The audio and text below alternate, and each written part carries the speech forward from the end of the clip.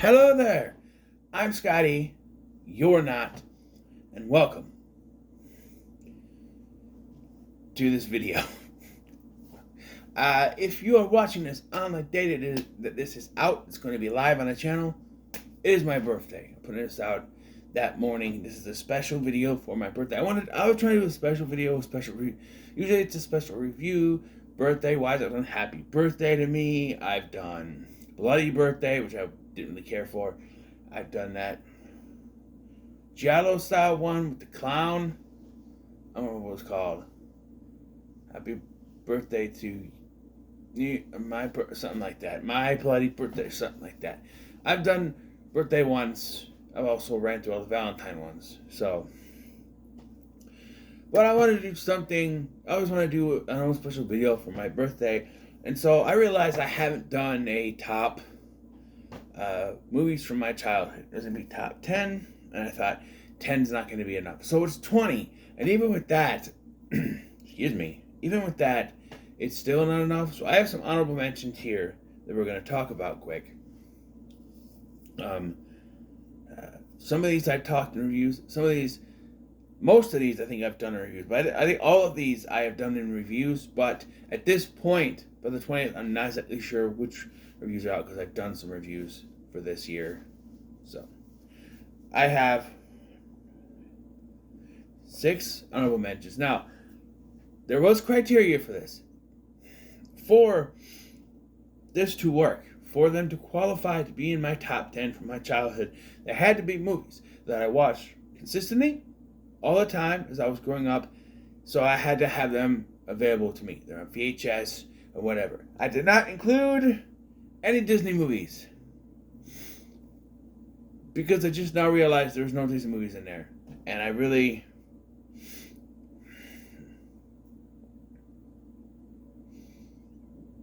Oh God, there's so much missing, and But if I did that, because I had the stack right here, and it's a pretty good stack of movies I grew up with. If I include the Disney ones, yeah, no Disney. I'll do a Disney movies from my childhood that I grew up with in another video. I'll make it its own video. These are non-Disney, okay? Because that's just gonna make things more complicated.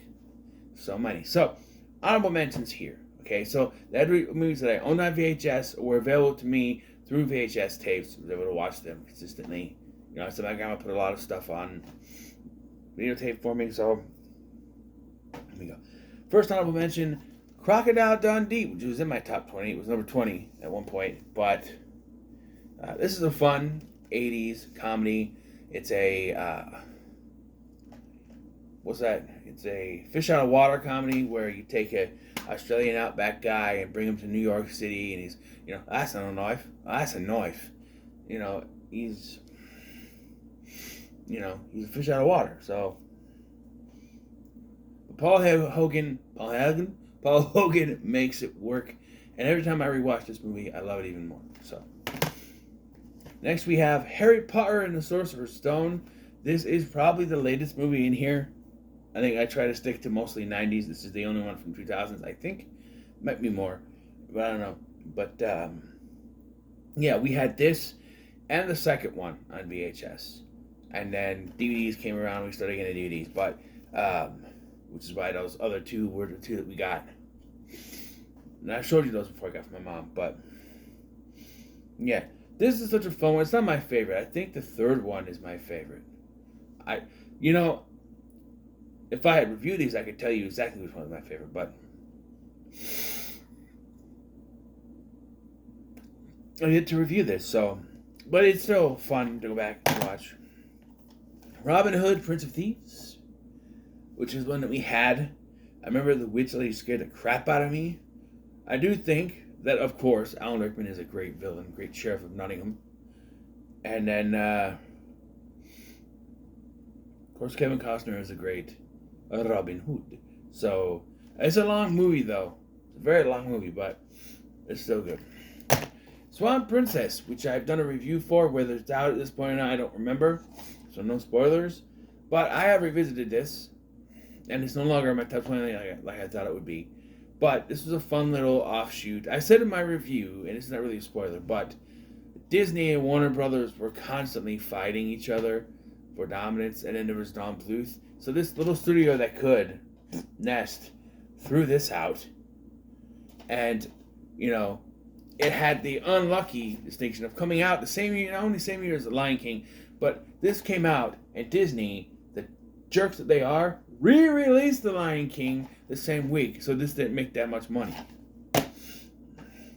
Speaking of little indie animated films that could, Once Upon a Forest. Now, to quote the nostalgia critic, rheumatism.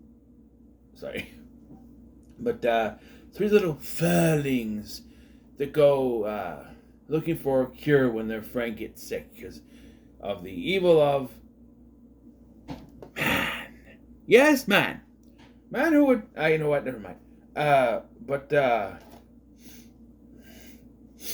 yeah, I still think this is fun. Oh, the scene where this little chicken kid is in quicksand and the people of his village just giving up. Oh, he's going to die, but the kids save him, But yeah, and it's an environmental kind of film. But I used to watch this quite a bit.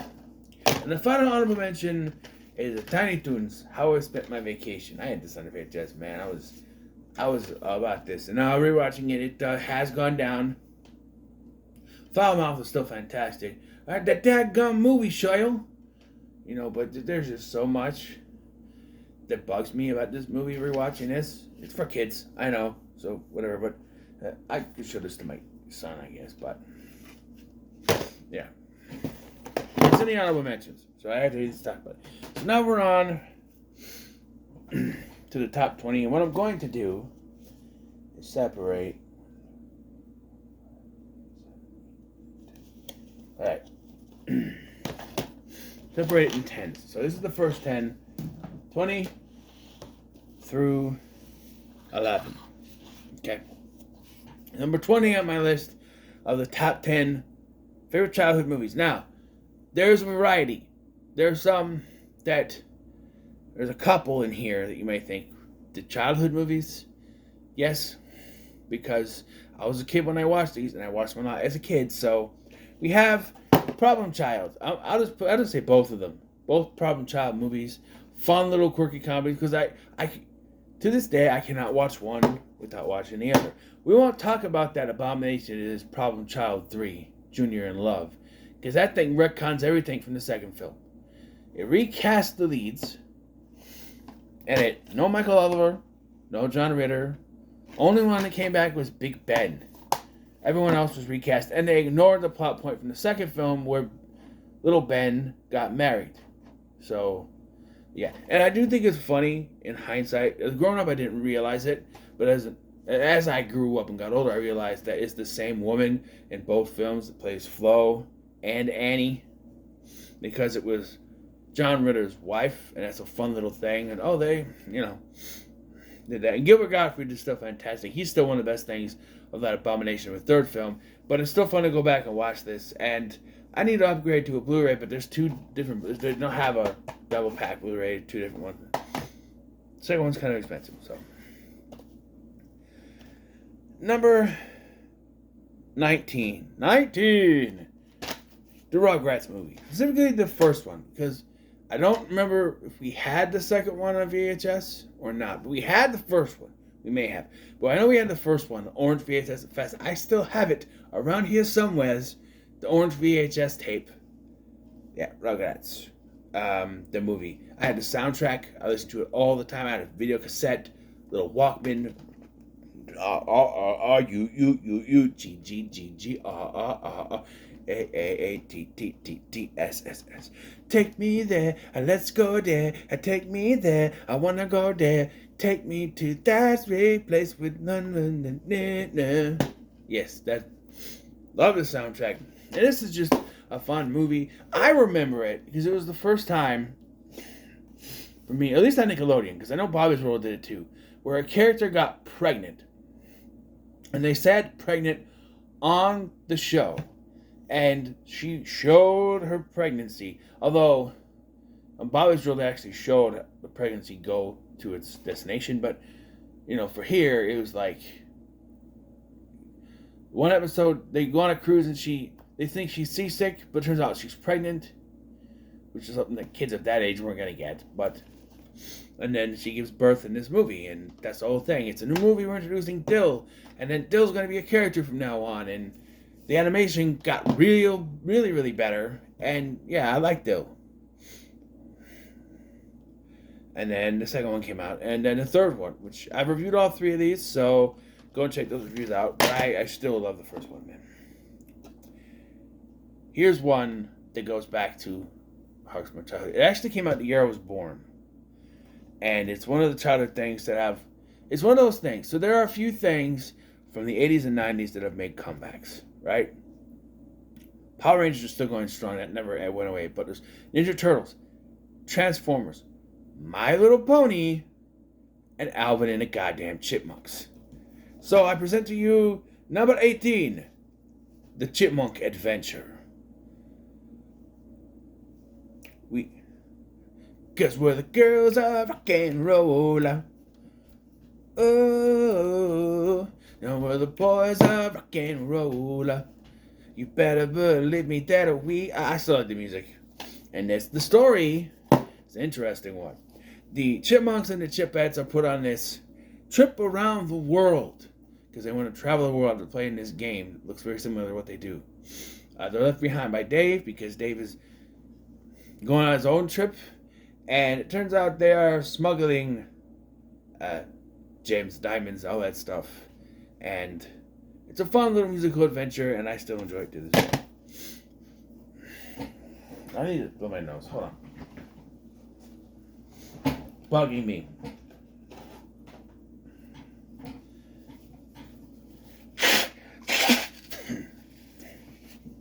Number 17th is the first appearance of Don Bluth on this countdown. Oh, I should have put All Dogs Go to Heaven in my honorable mentions, because that's another one I watch all the time too.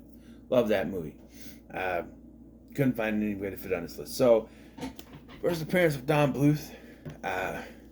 Technically 3, but I'll discuss why the third one doesn't count. But we have The Land Before Time. A nice, short little movie clocking in at a whopping 1 hour and 9 minutes. Yeah, I bought this at Walmart, right?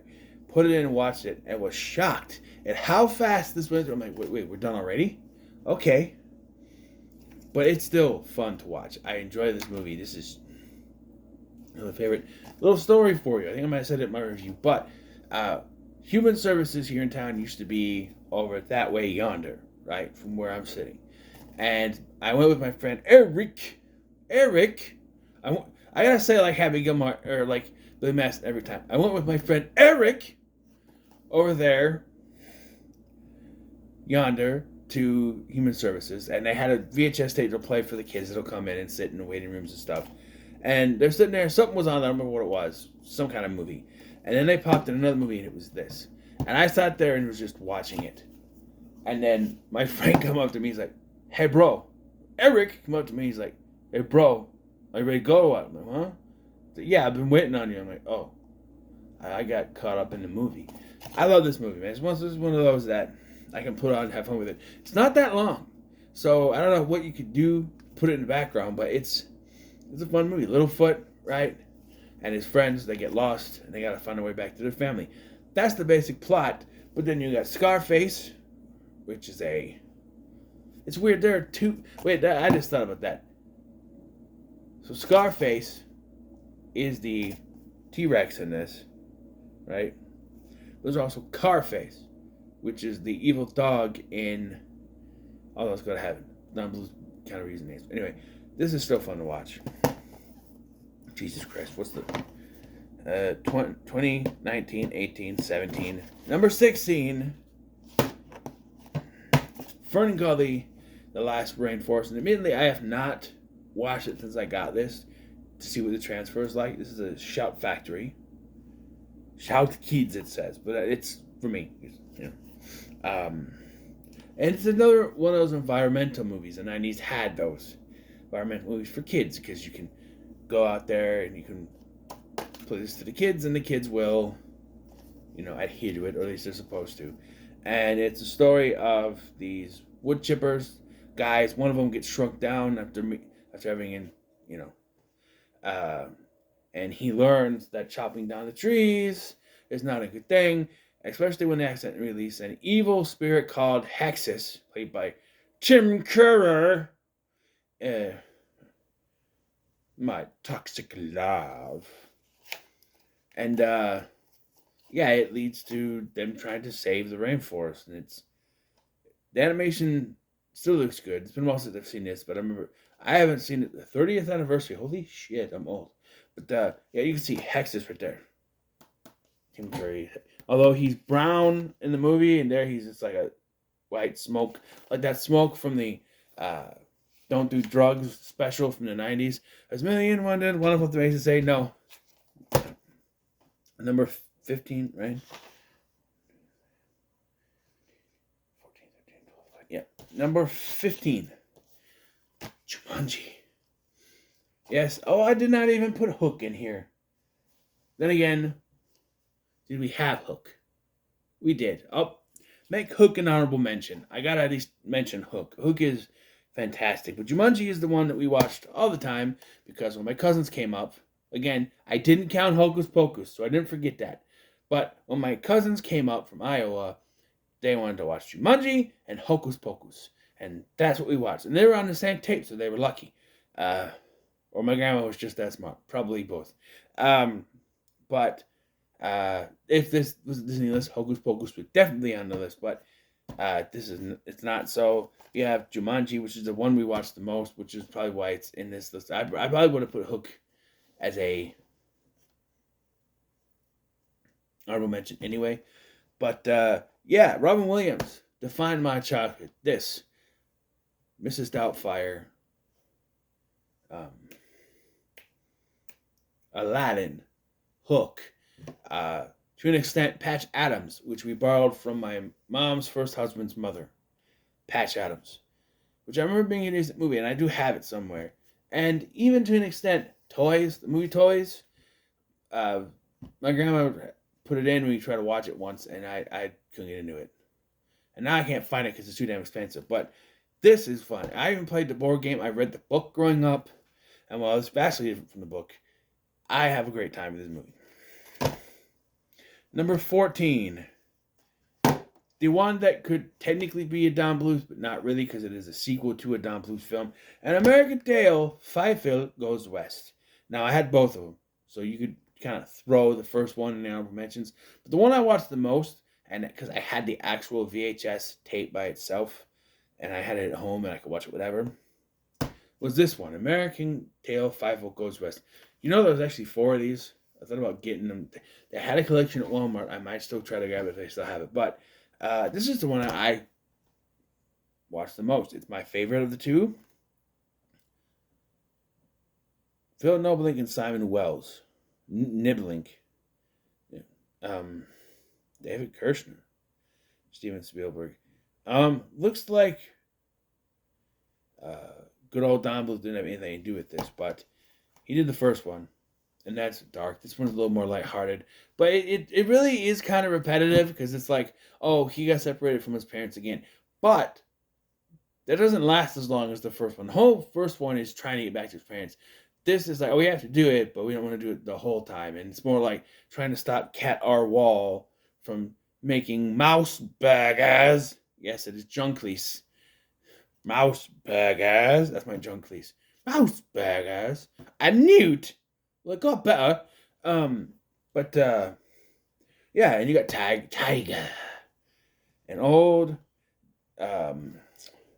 Wiley Burp, voiced by Jimmy Stewart in his final role. Yes, that is his final role. I think it's a decent one. But overall, it's a fun animated film. Number 13. The best Don Bluth film. My personal favorite. Rock-a-doo, what a day.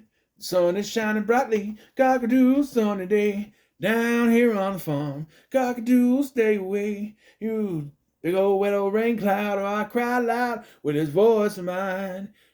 Sun do shine, sun do shine. Well, my daddy taught me how to sing, and that's why this voice means everything. Sun do shine, you better shine, you better shine.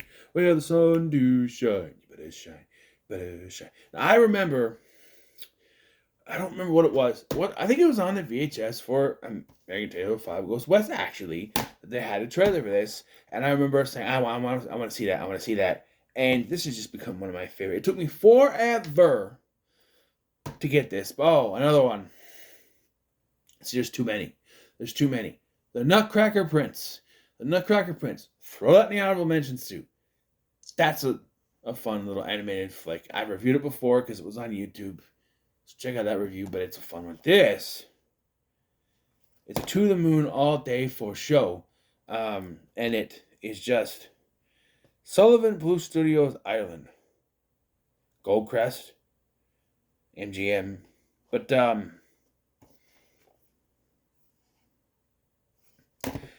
yeah, it's just, I enjoy watching this every time. Even to this day, I can put it on and just have a lot of enjoyment with it. Story is based on Chanticleer, and you can go all the way back to Disney with the origins of how they're going to make this movie. But story basically is Chanticleer, he makes the sun come up when he crows. One night he's attacked by this bird thug who works for the Grand Duke of Owls, and he takes so long fighting him that he's not able to crow. The sun comes out without him, and all the animals think he's a phony. Then the sun goes back down, and we have endless rain. So, a young boy named Evan, who is turned into a cat by the Grand Duke of Owls, sets out with some of Chanticleer's animal friends to try to find the king, try to find Chanticleer, and make him crow so the sun will come back up. Even though it's like always raining, so you don't even know what time of day it is, but that's fine. Voice talents of Glenn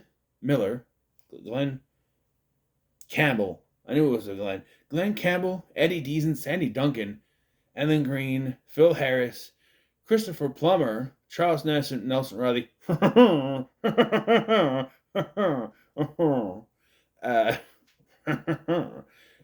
yeah, Phil Harris, also Baloo the Bear.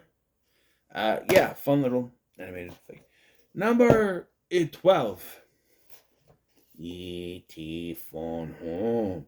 I had the VHS of this, definitely, with the green back on it, or the green, I think the back was green, and I would watch it endlessly. Now, it was the original version, not the edited version. I don't know if it just has the regular version on here. This is the 4K one, obviously. I have the 4K, I have the Blu-ray, I have the Steelbook, but if I ever do get a 4K TV, I'm set with a bunch of 4Ks to watch. This also comes with a little book, right?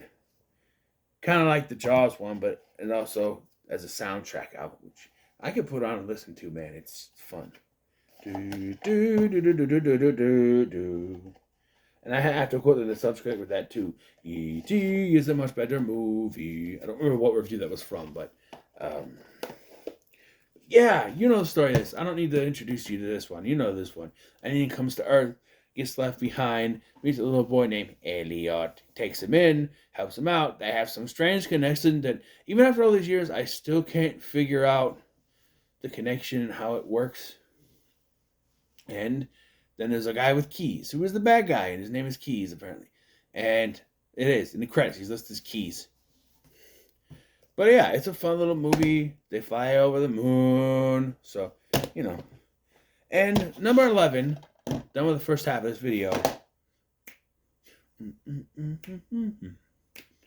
I got sunshine on a cloudy day. I guess you'd say, oh, what could make me feel this way, my girl? No, I recently revisited it because I'm going to do the sequel for a potential, it's still not official yet, but a potential sequel-a-thon for down the line. I'm making a list. So, I had to revisit the first one.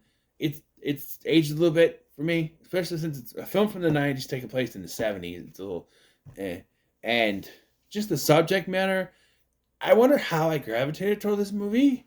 It was Macaulay Culkin. I don't want to talk about Macaulay Culkin in this movie, but I don't know. It's very girly. It's leans toward a female point of view. They even talk about periods and such, but with a song like with a movie like called with a name like My Girl, you're kind of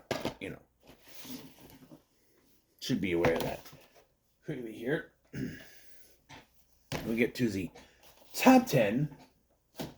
Here, this is a long video, but number 10, Scooby-Doo on Zombie Island. And for me, this is my personal favorite Scooby-Doo flick. It is the best, in my opinion. I mean, I could do up to top 10 Scooby movies at this point, I think. But, this is the best. It was the one that touted, this time the monsters are real, even though they had real monsters in the show and movie before this. They don't know. But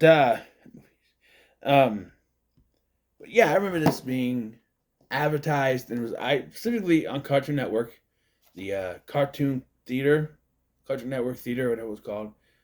And yeah, this is very dark. And then they decided, oh, it's too dark, and we have to be getting more lighthearted, which is why the monsters are real in this.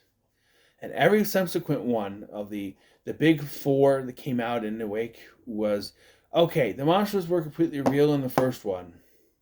Now we have to start leaning back into Scooby-Doo territory. So while there was a real witch in the second one, they still had a mystery to solve whether it was a fake witch. And the third one completely made the aliens that were supposed to be the threat the good guys, and the aliens that were the threat fake. So the real aliens were good, and the fake ones were the bad guys. Yeah, and then you had Cyberchase, which was just completely a Scooby-Doo mystery. I mean, it was a virus, but they were in a computer, and how that worked, I don't know. And then everyone after that was just a man in the mask thing like before. And they've even gone back and did that horrible, horrible, horrible Scooby-Doo Return to Zombie Island, where they completely retconned everything, and they said, oh, the zombies weren't real. And then, because the criminals in this one were dressed as the cat people. Oh, the cat people weren't real either. And it just, they were real. If you're going to do a sequel to something as awesome as this, don't ruin it by trying to throw in your PC bullshit because you got to pander to kids because you don't think they're strong enough to handle stuff like this. And if they're not, it's because they weren't raised right. Number 9, Ghost. I recently revisited this as well. And this is still a fun flick. It's dark, but it's a PG-13. So it's one of those, it's like, this is not the darkest movie I watched when I was a kid, trust me. But we'll get to that one. But it's one of those where it's, as a kid, as an adult, you watch this and wonder, why did they let me watch this? There's basically a sex scene in this to that Enchanted Melody the first time it happens, where they're messing with the thing and then they end up. It's not really a sex scene. He does pull down her panties, but I think they go. It's not really a sex scene. It's just more of a sensual scene. But I mean, look at this cover for God's sake.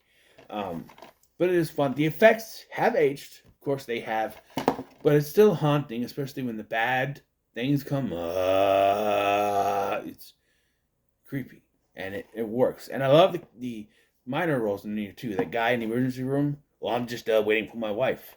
And then Vincent Schiavelli. He's great. It's fun. And Ruby Goldberg is great too. Number 8. 8, 6, 5, 4, 3, 2, 1. Okay, number 8. Mighty Morphin Power Rangers, the movie. I had this and the second one on VHS, so you can probably throw Turbo in the messages if you want. I don't care. But I had this, right?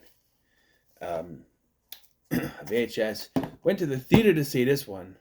Yeah, I mentioned in my Huckleberry Hound review, there was that not downtown, but in town-ish, or whatever you want to call it. There was the Sterling Theater and then the Star Video. Star Video is where I rented Good, the Bad, and Huckleberry Hound.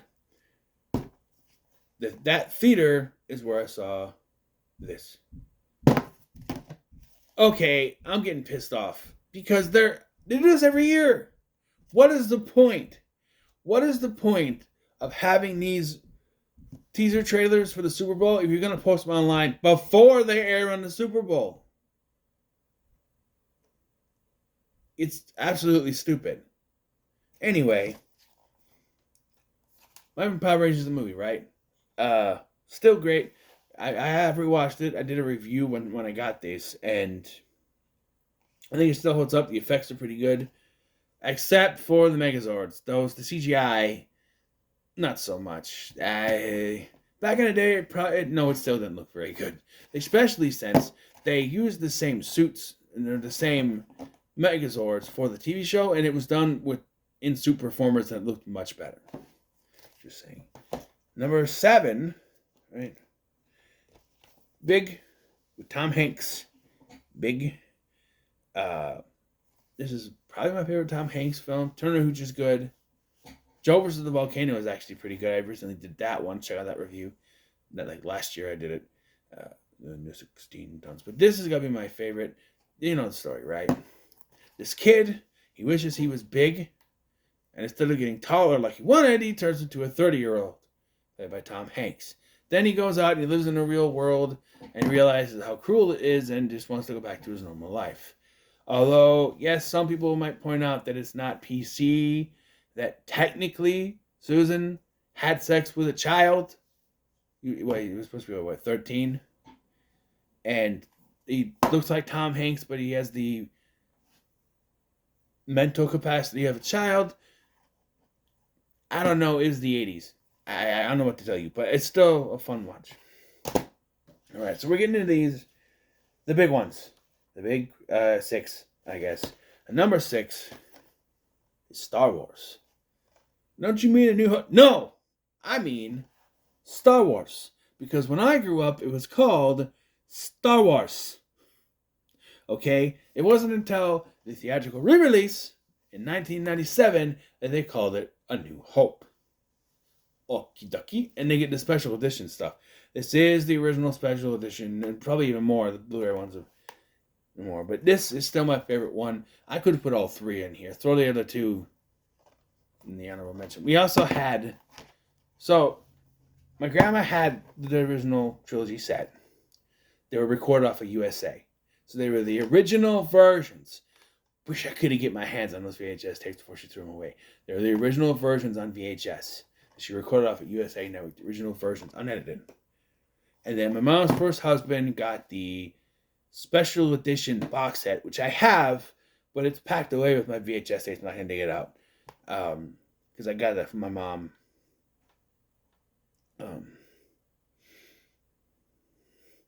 And those were the special editions. The only thing I don't like is the dog chewed up the Return of the Jedi case. It's a little chewed up. But we also had... Episode 1 and 2 on VHS because they came out around that time. The VHSs were still going. So, yeah, their cases are completely destroyed, but I still have those somewhere around here too. But this is by far my favorite, and, you know, some people say, oh, you gotta watch all 3 in a row, but not really. Like, if they're having a marathon on TV and this is on, I watch it, the next one comes on, I'm like, let's see what else is going on. I don't have to sit there and watch Empire Strikes Back. I don't hate it. I would say it's the best Star Wars movie ever made. No. It's like The Dark Knight with me. Like, there's not as many problems with Empire Strikes Back as The Dark Knight has for me. When I revisited those, we're going to talk. Because greatest comic book movie ever made. Boy, on you for that. But anyway, this is still great. Number 5. Dun, dun, dun, dun, dun, dun, dun. Don't you judge me. This is my favorite one. It's the only one I watched growing up. I didn't watch the other 2 till before I went to see The Kingdom of the Crystal Skull. Yeah, 2008. I finally bought the other 2 and popped them in so I could watch all 3 and be prepared, because I never actually sat through all 3 of them. I'd seen bits and pieces. But this is still my favorite one, even after watching those. I'll Get You Raiders is great. And so is Last Crusade, but this for me is the best. It is the darkest, and I guess I just like dark stuff because it is great. Short Round is in there. Willie has gone down as a character for me. She's very annoying, but I've dealt with it. But it's still great. Number 4. Teenage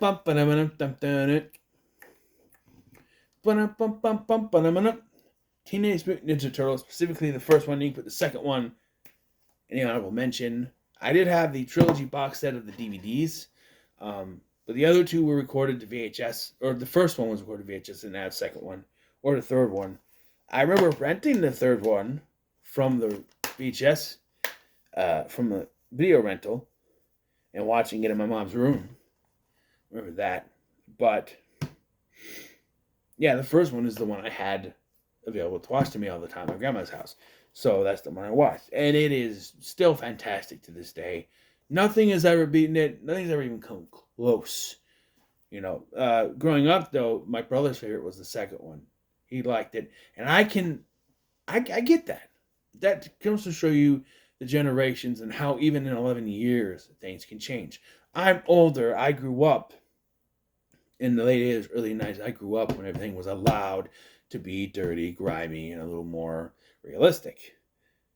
Ninja Turtles 2 was catering to those fluffy, more to kids, and was less dark, no swearing, less violence, combat cold cuts, yeah, you know. So I see why my brother, who was, 11 years older than me and raised in the late 90s, early 2000s, would like that one over the first one. But I prefer the first one over the second one. Never mind the third one. Speaking of dark, childhood favorites, right? So obviously, Child's Play is number 3. What can I say? I'm twisted, right? I told you. I told you guys. I told you this. I did a revisit review for this. I checked it out when it is available. It's not up yet. It's towards the end of the month. But still love this movie. One of my favorite horror movies of all time. My favorite horror movie of all time. Screw it. But yeah, I don't know why I was gravitated toward this movie. And then I'm going to point out something, though. They took the good guy doll face and put the scratches on it, even though this is not from the movie at all. But I don't know. It's a bad graphic. They just put that on his face because the good guy outfit is normal. No. But I love this cover. And this, there you go. That's my favorite look of Chucky. Before he gets set on fire, it's just because it's so dark. And again, they went up lighter in tone for the next one. They didn't go as dark, even though they need to. It's rated R horror film, but it's still great. You want my full thoughts? Check out my Vivid review or my original one.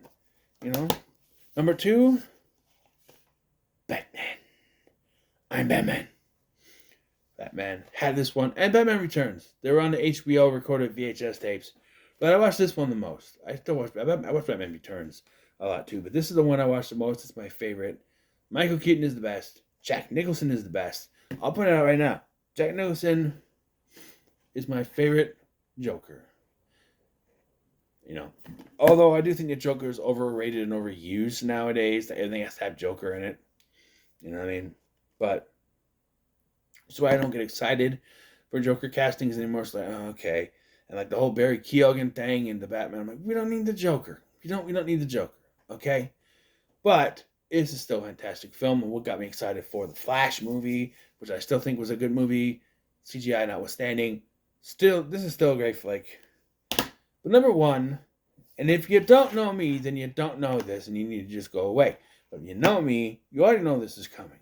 So,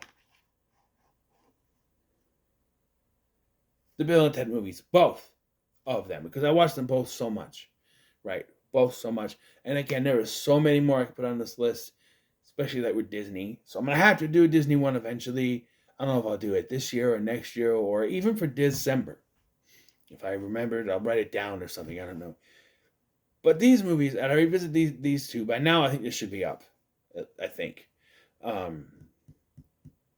Actually, on this day, I see clearly. Actually, they're not up yet.